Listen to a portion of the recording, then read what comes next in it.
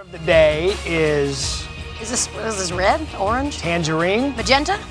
Pink. Should we? Blue. Oh, my bad. Real men wear pink. Race for supremacy for clothes in the Western Conference. Welcome to the new noon. Elle Duncan and Matt Berry weekdays on this Sports Center for the next 90 minutes. From that new show smell to looking for a new contract. We're going to talk free agent quarterbacks and Dak Prescott's bid for a huge extension and Zion's injury, a one-game thing. We're going to have the latest on when he'll hit the court. Let's get it.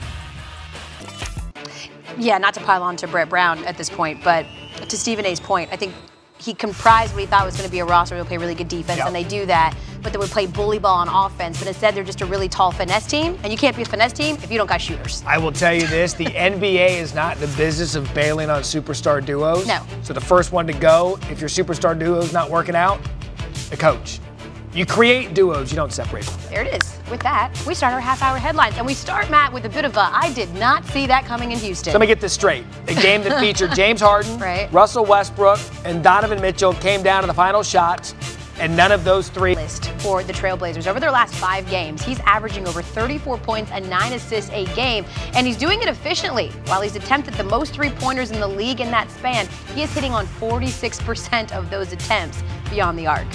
I mean, wins above replacement, the stat. So what it does is basically summarize a player's total contributions to their team in one stat, right?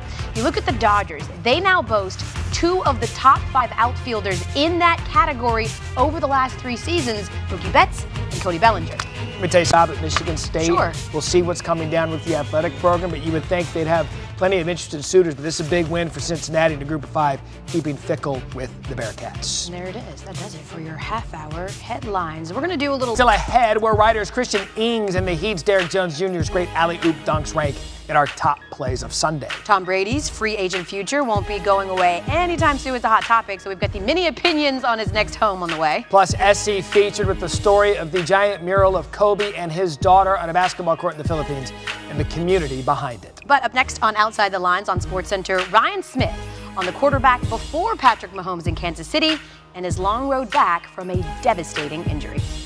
This player this offseason, what is the likelihood that we actually see him in a different uniform other than the Patriots? I can see all the possibilities and all the questions and the excitement, but I think the chances are slim that he's going to be... Saying, like, we don't want this to be a Brett Favre situation, but this isn't a Brett Favre. There is no Aaron Rodgers, like, waiting in the wing for the Patriots at this point. But so basically best for both sides. Right, exactly. Yeah, but let's play the speculation game and say that he does bounce.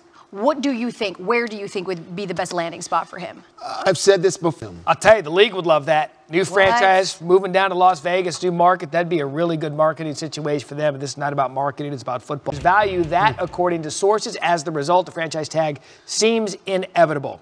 Teddy, what is your take on this contract situation going on between Dak and the Cowboys and his perceived worth?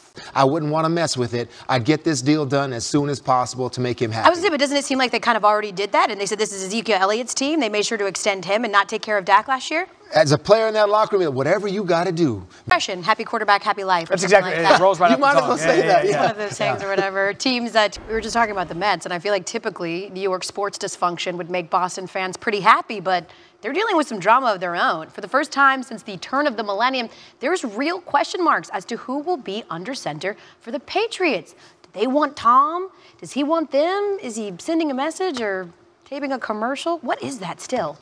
One thing's for sure. Tommy's creating terrific sports chatter. And?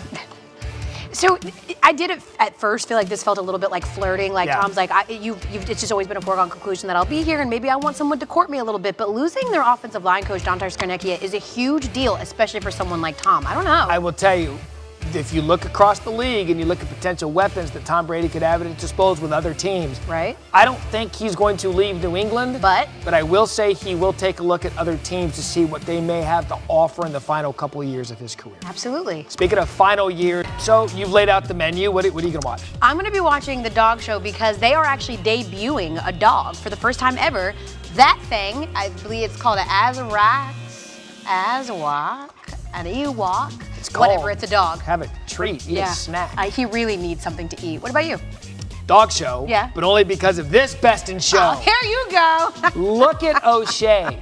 That's my yellow lab. It's a handsome He is dog. the most handsome boy of all handsome good boys on the planet. Now, I will have Duke, Florida State up on the ESPN app, which you can watch anywhere, but I will always have O'Shea last. 100. He's an athlete. Why are you going to ruin? No, he's a media member now. He's an afterlead. He's an athlete here at ESPN. I don't know why you would go ruining a good beignet like that by soaking it, making it disgustingly wet. So Gojo told me that he was actually getting sick watching Joey Chestnut, who Sure. took down like 74. They only had 80. So they were about to run out, and everyone was scrambling like, what if he keeps going, won't have more beignets for him? Imagine the noises being made Okay. during this kind of thing.